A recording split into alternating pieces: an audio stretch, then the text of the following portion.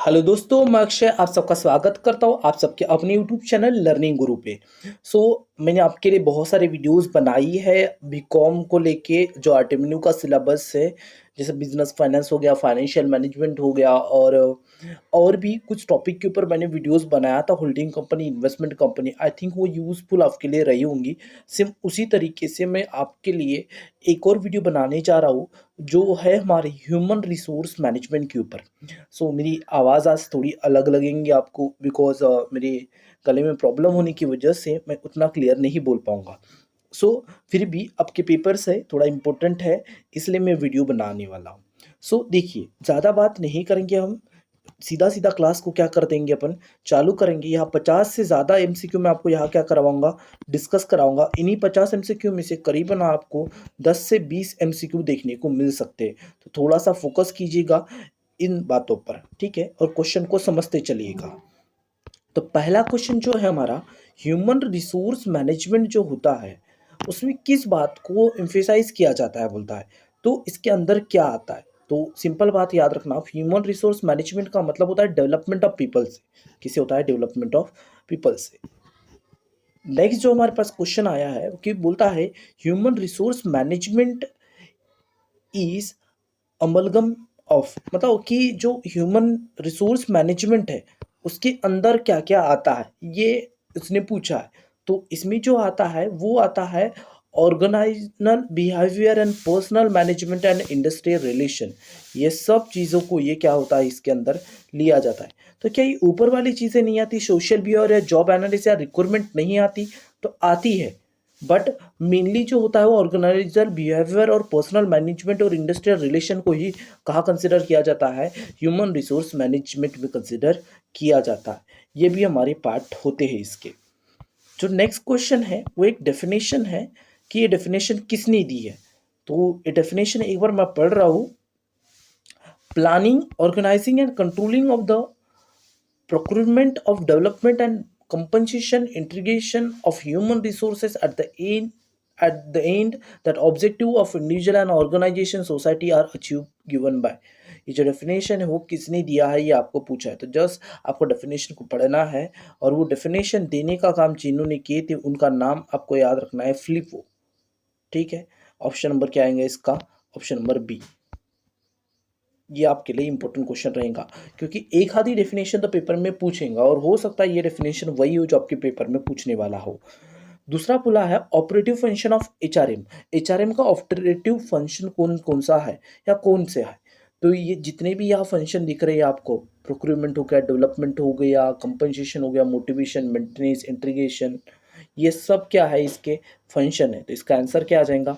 All of the above. ये operating function है, मतलब एचआरएम के और भी फंक्शन है, बट एचआरएम के अलग अलग फंक्शन का एक पार्ट क्या होता है, आपका ऑपरेटिव फंक्शन होता है, जो यहाँ पे ये मेंशन है।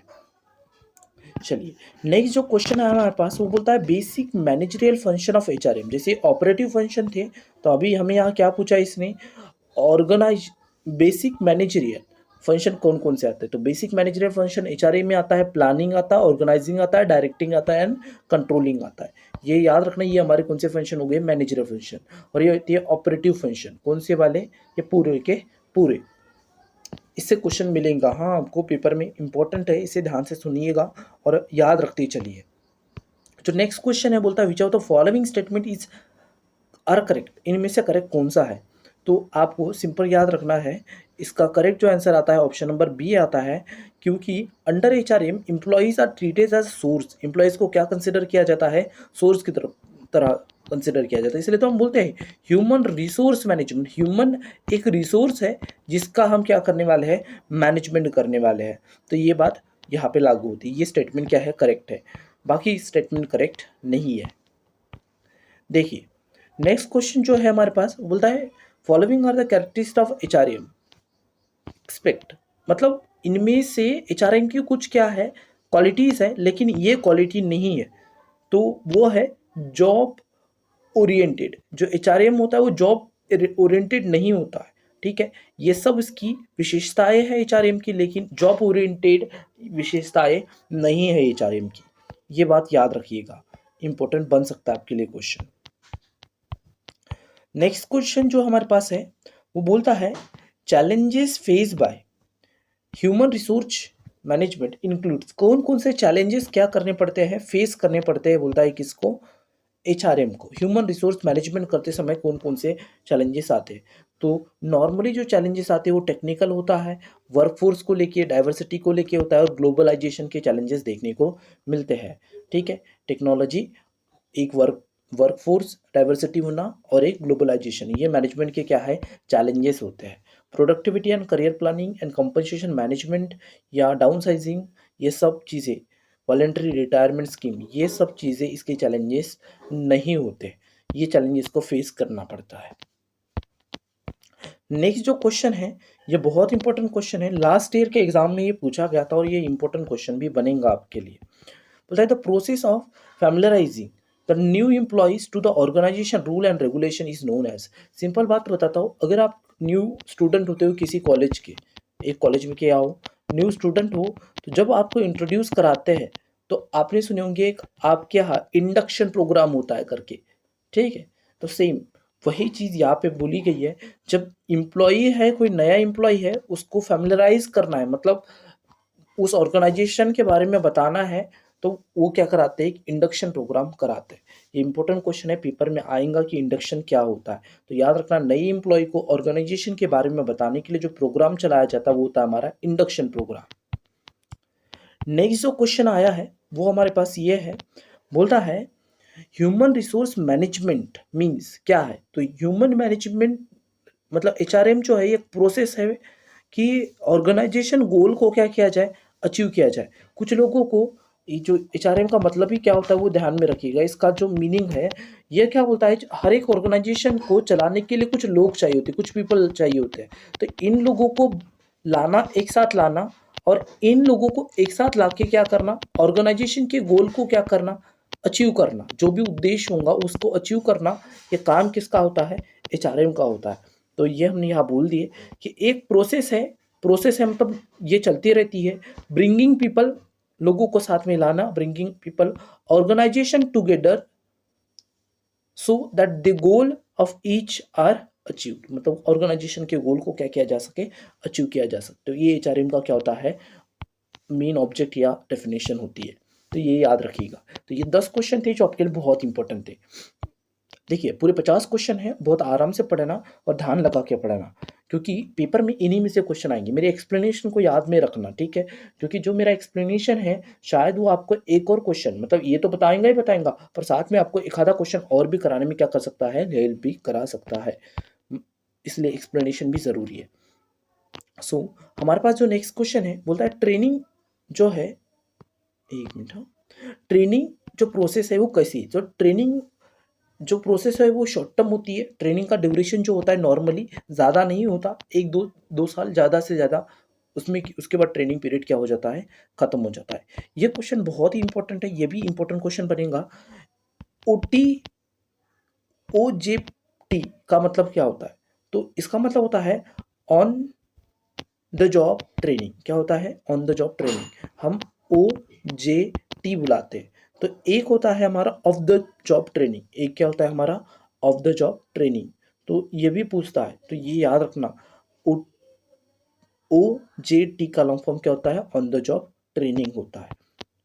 नेक्स्ट है, बोलता है क्वेश्चन में हमारे pass on the job training मतलब क्या होता है, ऑन द जॉब ट्रेनिंग का मतलब वो भी समझो, मतलब आपकी जॉब भी चल रही होंगी और आपको साथ साथ क्या देंगे, ट्रेनिंग भी देंगे, मतलब आपको काम भी सिखाएंगे, ठीक है, और आपको पेमेंट भी मिलेगा, ऐसा समझ के चलो। कैसे करना है वो भी सिखाया जाएगा, वो आपको करना भी पड़ेगा और बदले में आपको कोई पैसा भी मिल जाएगा। तो ये कहाँ कहाँ होता है, तो ये जो ऑन द जॉब ट्रेनिंग होती है, coaching, conference and understudy, इन सभी में ऑन द जॉब क्या होती है, ट्रेनिंग होती है। तो ये आपको याद रखना है। जो नेक्स्ट आपके पास क्वेश्चन आया है वो भी एक इम्पोर्टेंट क्वेश्चन है, बोलता है इन ट्रेनिंग, ये ट्रेनिंग सेंटर इज सेटअप, एक ट्रेनिंग में जो ट्रेनिंग सेंटर होता है वो सेटअप किया जाता है, and actual job condition are duplicate or simulated. देखो जो ट्रेनिंग का सेंटर है उसे एक्चुअल बिजनेस कंडीशन जैसे क्या कर देना, बना देना, ठीक है, इसको बात को समझ लो। मतलब मेरी एक फैक्ट्री है, तो मैं आपको उस फैक्ट्री में डायरेक्टली काम नहीं कराऊंगा, मैं उस फैक्ट्री जैसा एक डुप्लीकेट सेंटर बनाऊंगा, ट्रेनिंग सेंटर बनाऊंगा, वहाँ पे मैं आपको काम सिखाऊंगा, और यहाँ जब आप काम सीख जाओगे ना, और बाद में मैं आपको अपनी फैक्ट्री में काम कराऊंगा। जैसे मान के चलो जो केमिकल्स वगैरह का फैक्ट्री हो गया, सो वहाँ पे अगर आपको मैं काम कराऊँ तो बहुत रिक्सी होगा, क्योंकि आप अनट्रेन एम्प्लॉय हो। तो मैं ऐसे जगह, मतलब उसके डुप्लीकेट जगह या सिमुलेटेड जगह, मतलब उसके जैसी जगह पे क्या करवाऊंगा, काम कराऊंगा, उसके बाद वहाँ पे काम कराऊंगा। तो ऐसी ट्रेनिंग को क्या बुलाते हैं? तो ऐसा ट्रेनिंग को बुलाते हैं वेस्टिबल। ठीक है, ये याद रखिएगा, ये आपके लिए बहुत इंपॉर्टेंट रहने वाला है। नेक्स्ट जो क्वेश्चन है हमारे पास वो है, बोलता है is the process of imparting and increasing the knowledge or skill of an employee to a particular job। देखो, अगर इंक्रीज ऑफ द नॉलेज और स्किल की बात हो रही है एम्प्लॉय की, तो उसको टाइम टाइम पे क्या दी जाती है? ट्रेनिंग दी जाती है। आपने भी देखे होंगे, जब आप पढ़ रहे होंगे तो आपके बहुत सारे टीचर्स बोलते थे कि ये ट्रेनिंग है, वो ट्रेनिंग है। तो सिंपल बात है, किसी भी स्किल को बढ़ाना या नॉलेज को इंक्रीज करना, उस समय क्या दी जाती है? ट्रेनिंग दी जाती है। अब यहाँ पूछा है हमारे पास, सिंपल क्वेश्चन है बहुत ही ज़्यादा। Method of training and development are, दो तरीके की मेथड है बोले थे हमने, एक था ऑफ द जॉब, एक था ऑन द जॉब। तो दो तरीके की क्या होती है, ये मेथड्स होती है ट्रेनिंग की। देखिए, ये वाला क्वेश्चन उस क्वेश्चन से आया है। इसे device or situation that replicate job demands at the job site. मतलब रिप्लिकेट होना, देखो जैसे मैंने बोला था ना, डुप्लीकेट, जैसे फैक्ट्री है मेरी और मैं ऐसा एक सेंटर बना दूंगा, ट्रेनिंग सेंटर जो फैक्ट्री जैसा लगे, तो इस चीज़ को बुलाते हैं सिमुलेशन। सिमुलेट करना मतलब सेम एक जैसी ही चीज़ को आपको और दिखाएंगे, मतलब जैसा था, लाइक कि जो फैक्ट्री है, फैक्ट्री में जो चीज़ें हैं वैसे ही जो काम आपको करना वो ट्रेनिंग सेंटर में करवाएंगे, फिर आप यहाँ से आके क्या करोगे, फैक्ट्री में काम करोगे। सो वो एक सिचुएशन होती है, सिमुलेशन सिचुएशन। जैसे आपको एक और बात बताओ, अगर कोई प्लेन उड़ाता है बेटा, तो उसको डायरेक्टली प्लेन उड़ाने नहीं दिया जाता। पहले एक ऐसी सिचुएशन बनाई जाती है कि वो क्या प्लेन उड़ाने के लायक है, उसको ट्रेनिंग, मतलब ऐसे सेंटर बनाए जाते हैं जहाँ पे प्लेन उड़ाने की टेक्निक सिखाई जाती है, और प्रैक्टिकल वो उस एटमॉस्फेयर में ऊपर जाने के बाद क्या फील होता है, ऑक्सीजन लेवल क्या होता है, ये सब चीज़ें उस पायलट को पहले सिखाई जाती है। मतलब सिमुलेटेड सिचुएशन में उसको चीज़ें सिखाते हैं और उसके बाद वो प्रैक्टिकल काम करता है। तो ये बात याद रखना, ये बहुत इंपॉर्टेंट क्वेश्चन है, पेपर में आएगा, मुझे लग रहा है, तो कंफर्म ज़्यादा से ज़्यादा चांसेस है। और ये जितने क्वेश्चन है वो आपको पेपर में आने के चांसेस ज़्यादा है, इसलिए मैं आपको ये सब क्वेश्चन करा रहा हूँ। मैनेजमेंट डेवलपमेंट जो है वो क्या है? तो मैनेजमेंट डेवलपमेंट का मतलब होता है aim to overall development of a manager. Management development का मतलब होता है कि ओवरऑल डेवलपमेंट किया जाए किसका? एक मैनेजर का। तो ये बात याद रखना।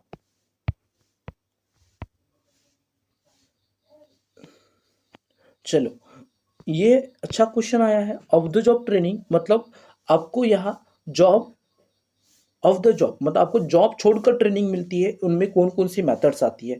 तो ये सभी methods of the job methods है, याद रखना, ये ऑफ द जॉब वाली मेथड्स है। मतलब आपको जॉब छोड़ने के बाद ही क्या करनी पड़ेंगी?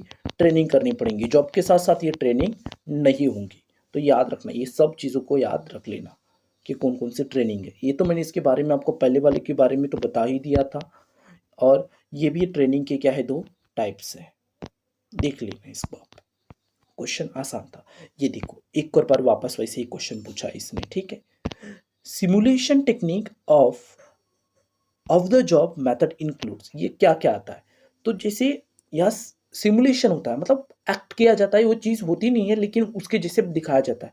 जैसे रोल प्लेइंग, मतलब अब मैं आपको गांधी जी को नहीं दिखा सकता ना, गांधी जी कैसे थे, पर मैं गांधी जी का रोल करके किसी के जरिए, मतलब किसी बंदे को लूंगा और उसको बोलूंगा देखो ये गांधी जी ऐसे थे, तो मैंने रोल प्लेइंग किया, मतलब मैं गांधी जी जैसा दिखाना चाहता हूँ। सिमुलेटेशन करा, सिमुलेटेशन मतलब एक, आपको उसकी एक छवि डुप्लीकेट रिप्लिकेट करना चाहता हूँ, चीज़ों को दिखाना चाहता हूँ, तो वो होता है simulation.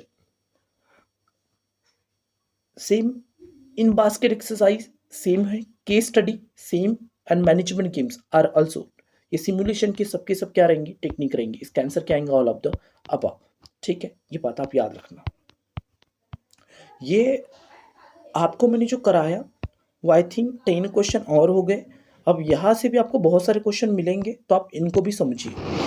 Relative worth of a job is known as, जो रिलेटिव वर्थ होती है जॉब की उसको क्या बोला जाता है? तो उस जॉब के रिलेटिव वर्क को बोला जाता है जॉब इवैल्यूएशन। ठीक है, ये क्वेश्चन पेपर में डायरेक्ट पूछेगा आपको कि जॉब इवैल्यूएशन क्या होता है। देखिए, आपका मीडियम हो सकता है, ये एक बहुत बड़ा बैरियर आ जाए आपका लैंग्वेज का। आपका मीडियम हिंदी होगा या तो आपका इंग्लिश मीडियम होगा, तो आपके लिए प्रॉब्लम्स आ सकती है। तो थोड़ा सा इन वर्ड्स को आसानी से समझिए और हिंदी वर्ड्स को भी थोड़ा थोड़ा समझते चलिएगा। देखिए, एक्चुअली हिंदी में ये कन्वर्ट कराना पॉसिबल तो नहीं है मेरे लिए, फिर भी मैं हिंदी लैंग्वेज का थोड़ा थोड़ा यूज़ कर लूँगा मैं भी। जैसे देखिए, बोला job methods of job evaluation. तो जॉब को इवैल्यूएशन करने की मेथड्स कौन सी होती है? एक होती है क्वालिटेटिव और एक होती है क्वांटिटेटिव। मतलब जहाँ गुणों की बात करेंगे, क्वालिटी तो गुणों की बात, और क्वांटिटी मतलब संख्याओं की बात, मतलब नंबरों में तोलेंगे तो वो क्वांटिटिव मेथड, और जब गुणों के बारे में बात करेंगे तो क्वालिटेटिव मेथड। तो ये दोनों तरीके की क्या होती है, जॉब इवैल्यूएशन की मेथड्स होती है। ठीक है, जितनी हिंदी ट्राई होंगी उतना मैं करूंगा। ओके, देखिए नेक्स्ट क्वेश्चन बोलता है जो क्वांटिटी जॉब इवैल्यूएशन होता है, जब हमने बोले जो क्वांटिटी नंबर्स की बात होती है, तो रैंकिंग मेथड में नंबर आते हैं, पॉइंट रेटिंग में भी नंबर आता है, जैसे ranking 1 rank 2 rank, 1 point 2 point 3 point. Factor comparison method मतलब फैक्टर के हिसाब से क्या कर, मतलब ये तो अलग हो जाएगा। ठीक है, फैक्टर कंपैरिजन मेथड नहीं आएगा इसमें। मतलब क्वांटिटी में कितने आ गया हमारा, सॉरी, एक मिनट रुक जाइए। हाँ, पॉइंट रेटिंग। अब ये पॉइंट रेटिंग और रैंकिंग, या पॉइंट रेटिंग में एक गुणों की भी बात हो सकती है। ठीक है, और बोथ एंड बीएससी लिखा है। तो एक्चुअली इस क्वेश्चन को आपको थोड़ा सा एक बार मैं और समझा दूं। क्वांटिटेटिव में नंबर्स होते हैं तो रैंकिंग में भी नंबर आता है। ठीक है, पॉइंट रेटिंग, पॉइंट रेटिंग में भी नंबरिंग होती है, and factor comparison method also use the numbers. Okay, factor comparison method में भी किसका यूज होता है, आपके नंबर का यूज होता है। सो टेम्पररी लेवल पर मैं आपको इसका आंसर बता रहा हूँ, जो मुझे लगता है यहाँ पे जो दिया है, मैं सेटिस्फाइड विद दिस आंसर। ठीक है, मुझे लगता है आप एक बार चेक जरूर कीजिएगा। ठीक है, जहाँ मैं श्योर नहीं हूँ मैं आपको बता दूंगा कि आई हैव डाउट। मुझे लगता है इस क्वेश्चन का आंसर ए और बी आना चाहिए। ठीक है, ना कि बी एंड सी, क्योंकि रैंकिंग मेथड में नंबर तो यूज होता है, रैंक 1 2 3 ये रैंक दी ही जाती है। तो मुझे लगता है वो स्ट्रांगली ए भी इसका पार्ट बनना चाहिए, पर ये बोलते हैं बी एंड सी। सो आप एक बार क्या करा लेना, कंपेयर कर लेना और देख लेना इसका आंसर क्या आता है आपके पास। ठीक है, इंटरनेट कीजिएगा, जरूर मिल जाएगा। देखिए नेक्स्ट जो क्वेश्चन है, बोल रहा है आपका क्वालिटिव जॉब इवैल्यूएशन मेथड में क्या क्या आता है। तो क्वालिटिव में जो आता है, तो उसमें इन्होंने दिया है रैंकिंग आता है, ग्रेडिंग आता है, पॉइंट रेटिंग आता है, और बोलता है बोथ ए एंड बी, और ए एंड बी को इसने बोला है। चलो, अब यह बात क्लियर हो गई इस क्वेश्चन से। देखो, क्वालिटी में हम रैंक देते हैं ना, तो क्वालिटी के हिसाब से दे, अच्छा काम कर रहा है, ठीक है, ये बहुत अच्छा काम कर रहा है, नंबर की बात नहीं कर रहे, एक्चुअली हम उसके गुणों की बात कर रहे हैं। तो इस क्वेश्चन का आंसर डेफिनेटली अब ये सही बन जाएगा बेटा। पॉइंट रेटिंग और फैक्टर कंपेराइजिंग में हम, ये कौन सी हो गई मेथड आपकी, क्वांटिटेटिव हो गई। कौन सी हो गई, क्वांटिटेटिव हो गई। और रैंकिंग देना और ग्रेडिंग देना, अब ग्रेड किसको, उसकी क्वालिटी, वर्क ऑफ, मतलब जो काम कर रहा है उसकी क्वालिटी को ग्रेड दे रहे, ये अच्छा काम है। मतलब दी तो नंबरिंग में ही जाती है, ठीक है, पर हम उसकी क्वालिटी को देख के बात करते हैं। तो रैंकिंग एंड ग्रेडिंग जो हुआ वो आपका कौन सा हुआ, क्वालिटेटिव जॉब। ठीक है, क्वालिटेटिव जॉब इवैल्यूएशन हुआ। और ये जो बचा है point rating and factor comparison method, ये कौन सा हो गया आपका, क्वांटिटेटिव। तो ये दोनों चीज याद रखना। हाँ, पेपर में इससे क्वेश्चन बनेगा कि कौन सा क्वालिटेटिव जॉब इवैल्यूएशन मेथड है और कौन सा क्वांटिटेटिव जॉब इवैल्यूएशन मेथड है। एक बार मैं आपको वापस बता दूं, पॉइंट रेटिंग मेथड और फैक्टर कंपैरिजन मेथड, ये जो है वो आपके क्वांटिटेटिव मेथड्स है। रैंकिंग और जो ग्रेडिंग है वो हमारे कौन से है, क्वालिटेटिव। मतलब यहाँ क्वालिटी की बात करते हैं या नंबरों की बात करते हैं, कितनी पॉइंट्स रेटिंग मिले, ऐसा ही है। देखिए, बोलता है process of study and collecting information about the job. अगर आप प्रोसेस स्टडी करते हो, collecting information of the job, अगर जॉब के बारे में स्टडी करते हो, इंफॉर्मेशन कलेक्ट करते हो, तो उसको बुलाते हैं जॉब एनालिसिस करना। क्या कहलाना, जॉब एनालिसिस करना। जॉब एनालिसिस से क्या होता है, आपको क्या मिलता है, तो यहाँ पे आपको जॉब एनालिसिस से जब एनालिसिस करोगे तो आपको जॉब का डिस्क्रिप्शन मिलेगा, जॉब क्या है वो मिलेगा, जॉब का स्पेसिफिकेशन कौन सी चीज़ का काम कर रहा है वो आपको मिल जाएगा, और आप उस जॉब को इवैल्यूएशन भी कर सकते हो, जॉब आपके लिए अच्छी है या जॉब अच्छी नहीं है, इस चीज़ को भी आप क्या कर सकते हो, कंसिडर कर सकते हो। जो नेक्स्ट क्वेश्चन है वो बोलता है जॉब जो डिस्क्रिप्शन होता है is a statement contain the it's item, क्या क्या आता है। तो सिंपल, जॉब डिस्क्रिप्शन में जॉब के बारे में होती है, जॉब का टाइटल कौन सी जॉब है, लोकेशन क्या है, ड्यूटीज क्या है, machine tools equipments material working condition क्या होंगी, हैजार्ड्स क्या होंगे, क्या प्रॉब्लम्स आ सकती है, इन सब के बारे में जॉब डिस्क्रिप्शन में लिखा होता है। तो ये सब चीज़ें उसका क्या बनती है, पार्ट बनती है। मैं आपको एक और बार बता दूँ, ये बहुत बहुत इंपॉर्टेंट वीडियो है, हाँ, क्योंकि इससे क्वेश्चन आपको बहुत सारे देखने को मिलेंगे पेपर में। सो एक काम करना, जितने भी अपने फ्रेंड्स लोग हैं उन सबको क्या कर देना, शेयर कर देना। देखो मेरी हेल्थ अच्छी नहीं होने के बावजूद मैं आपको पढ़ा रहा हूँ, और पढ़ाने का एक सिंपल रीज़न है, मैं चाहता हूँ कि सभी बच्चों का पेपर क्या हो, अच्छा जाए। तो डेफिनेटली आप सब लोगों को ये शेयर करूँ की उम्मीद करता हूँ, ताकि सब लोग इसका यूज़ उठा सके और मेरी मेहनत का सही यूज़ हो पाए। देखिए next question is factual statement of task and duties involve ये जॉब। तो वो जो होता है, एक जॉब का डिस्क्रिप्शन होता है जहाँ फैक्चुअल स्टेटमेंट बताए जाते हैं कि ये टास्क रहेंगे, ये आपकी ड्यूटीज रहेंगी। मतलब फैक्चुअल मतलब क्या हुआ, आपको बस बताया जा रहा है, आपको करवाया नहीं जा रहा है कि देखो ये आपका वर्क प्लेस है, ये आपको काम करना पड़ेगा, ये आपको तकलीफ आएंगी। तो ये जॉब का डिस्क्रिप्शन होता है। जॉब स्पेसिफिकेशन में क्या होता है, तो आपको क्या बताते हैं कि आपकी जॉब क्या रहेंगी। जॉब स्पेसिफिकेशन क्या है, मतलब अब पढ़ाने की बात आती है, सीनियर कॉलेज में हम बात करते हैं, अगर पढ़ाने की बात आती है आप लोगों को, तो एटलीस्ट उस कैंडिडेट का नेट या सेट एग्जाम या तो पीएचडी एग्जाम का पास होना क्या होता है, जरूरी होता है। मतलब ये उसका स्पेसिफिकेशन हो गया, just one type of qualification. आप किसको क्या बोलो, क्वालिफिकेशन। जॉब स्पेसिफिकेशन ना बोलते आप क्या बोलो, क्वालिफिकेशन बोलो। तो यहाँ इसका रिलेशन होता है minimum qualification required for the job, कि आपको जॉब करने के लिए कितना क्वालिफिकेशन होना चाहिए, तो वो चीज़ आती है इसमें। तो ऑप्शन नंबर ए इसका पार्ट हो जाएगा। Job analysis is helpful in, जो जॉब एनालिसिस होता है वो किस चीज़ में हेल्प करता है, तो किस चीज़ में हेल्प करेगा, तो आपको रिक्रूटमेंट एंड सिलेक्शन में हेल्प करेगा, ट्रेनिंग एंड डेवलपमेंट में करेगा जॉब एनालिसिस, और जॉब इवैल्यूएशन और परफॉर्मेंस को चेक करने के लिए करेगा। मतलब ऑल ऑफ दिस, इन सभी के लिए क्या करता है, ये हेल्पफुल होता है। चलिए ये अच्छा क्वेश्चन आया है, जब भी हमने पढ़े थे मेथड्स में। चलो आप मुझे एक बार बता दो, रैंकिंग और क्वांटिटेटिव मेथड कौन सी है, मतलब यहाँ ये जो मेथड है कौन सी है और ये कौन सी है। आई थिंक आप सही आंसर मुझे कर दोगे। ये हमारी कौन सी हो गई, क्वालिटेटिव, और ये हमारी कौन सी थी, क्वांटिटेटिव। याद रखिएगा बेटा, ठीक है, ये शॉर्टकट में लिख दिया मैंने। बोलता है arrange the job in a numerical order, numerical order from highest rank to lowest rank. Rank की बात कर रहे हैं ना, हाईएस्ट टू लोवेस्ट, तो ये कौन सी मेथड हो गई, रैंकिंग मेथड। क्या हो गई, रैंकिंग मेथड हो गई, क्योंकि यहाँ आप रैंक कंसिडर कर रहे हो बेटा। चलो देखिए नेक्स्ट क्वेश्चन भी आ गया आपकी। अब आप उसे रैंक नहीं देते बल्कि क्या देते हो, देखो ये प्री डिटरमाइंड ग्रुप और class are established and job are assigned to each classification.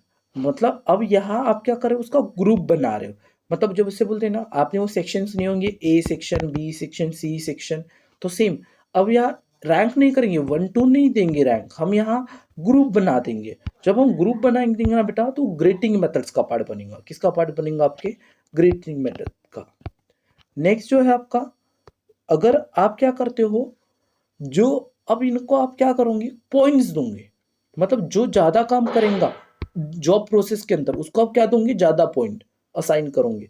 जैसे देखो, वो छोटे बच्चे में आपने देखे होंगे, कॉन्वेंट में एक चीज़ होती है, अगर कोई बच्चा अच्छा करता है तो उसको 1 स्टार देते हैं, कोई बच्चा अच्छा करता है उसको 2 स्टार देते हैं।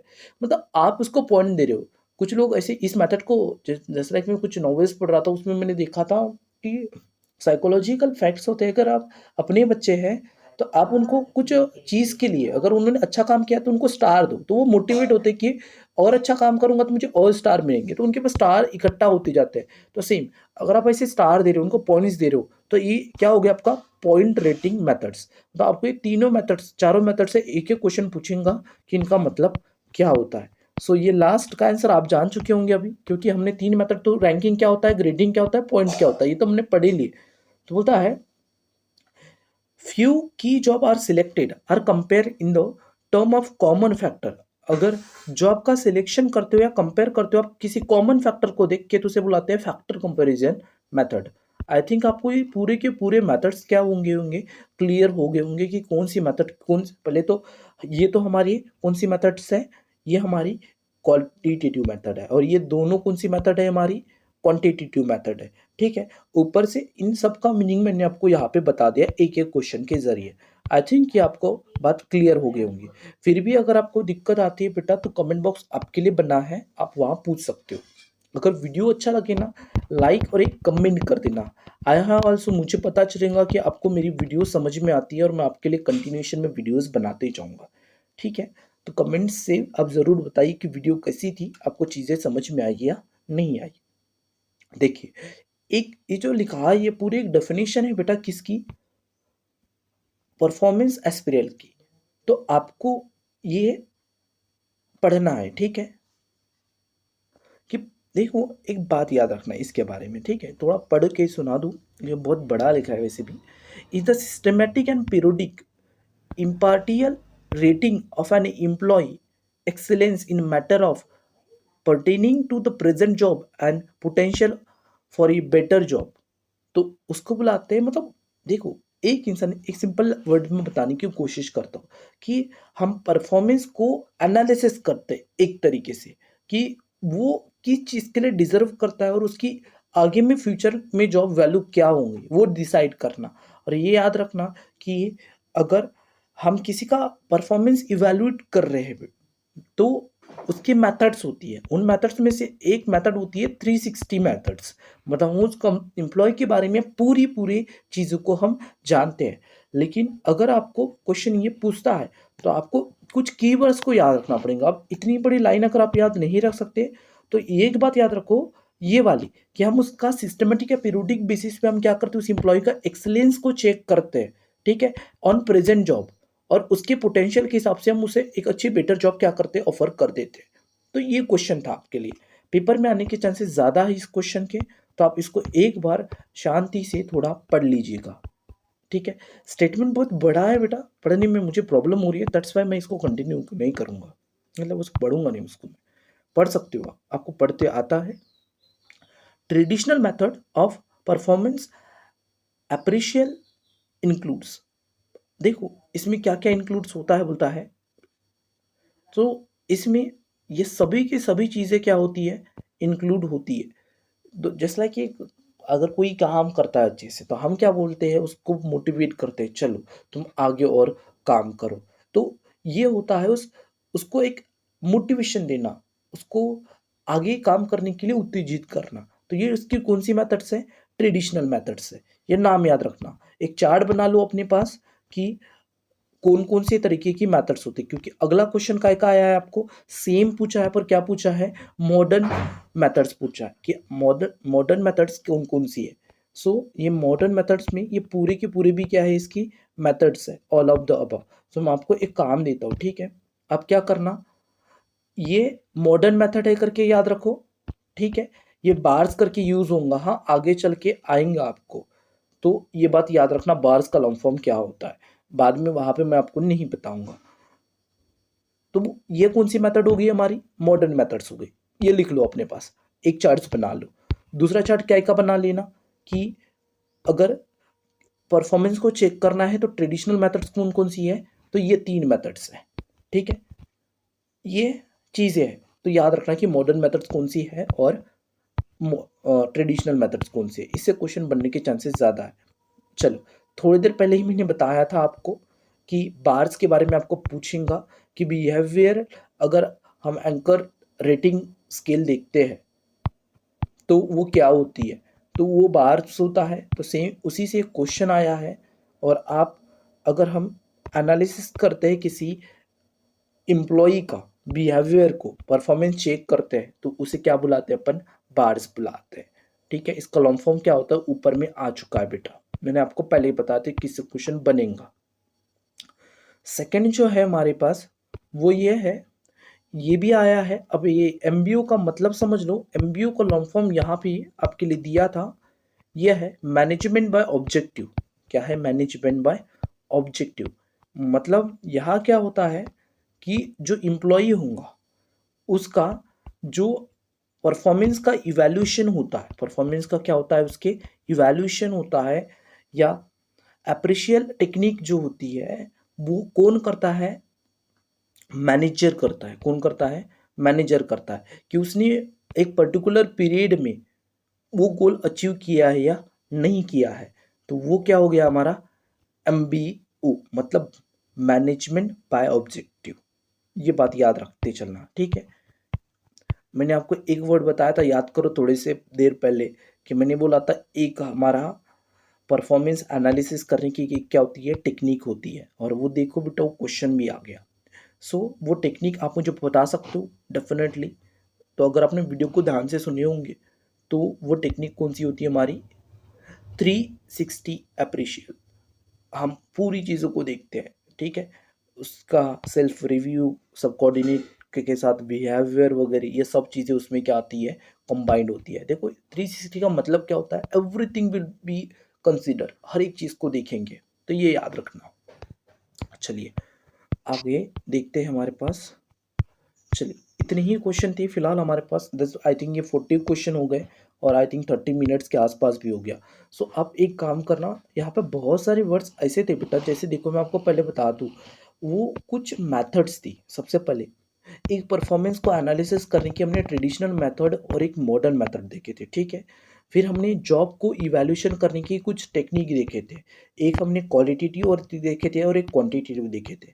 तो अगर पॉसिबल है बेटा, आपके पास टाइम है, तो आपको मैं रिकमेंड करूँगा कि यहाँ से कुछ चार्ट्स बना लो आप, ठीक है। क्वांटिटेटिव ये है, क्वालिटेटिव है, इस मेथड का मतलब ये होता है, इस मेथड का मतलब ये होता है।